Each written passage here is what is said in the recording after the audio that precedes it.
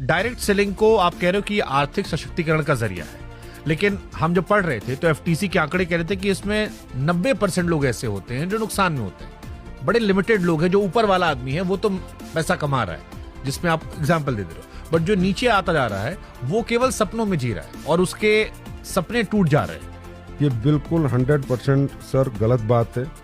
मुझे नहीं पता ये आंकड़े कहाँ से निकालते हैं, इनको कौन निकालता है। सर नुकसान का मतलब होता है लॉस ऑफ माई मनी। नुकसान हो ही नहीं सकता, अगर मेरा पैसा का लॉस नहीं है तो मेरा नुकसान कैसा है। मैंने कहा यहाँ पर हम किसी को भी अपॉर्चुनिटी देते हैं कि सबसे पहले आप उत्पाद खरीदिए और इसका ये एमआरपी है, ये डीपी है, उसको पहले दिखाते हैं कि इसका ये प्राइस है। ऐसे भी नहीं कि उससे प्राइस छुपाते हैं या प्रोडक्ट छुपाते हैं।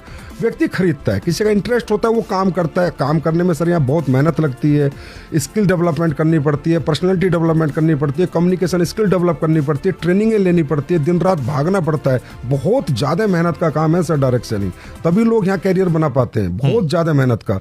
तो जो लोग नहीं बना पाते, वो जो उस लेवल की ट्रेनिंग नहीं लेते हैं, उतनी मेहनत नहीं कर पाते हैं, तो वो उत्पाद खरीद के रह जाते हैं, लेकिन लॉस तो उनका नहीं हुआ सर। लॉस तो जब है जब किसी के मनी लॉस हो, किसी के पैसे का लॉस हो, तो मैं मानता हूँ कि हाँ इंडस्ट्री ने लॉस दिया। सर आपने मुझे जो 1 रुपया भी दिया उसका भी मैंने आपको प्रोडक्ट दिया है, और यहाँ पर अगर आपने नेटवर्क बनाया और आपको पहली इनकम आई, वो आपका प्रॉफिट है। ये दुनिया की इकलौती इंडस्ट्री है सर जो फ्रॉम द फर्स्ट डे आपको प्रॉफिट देती है।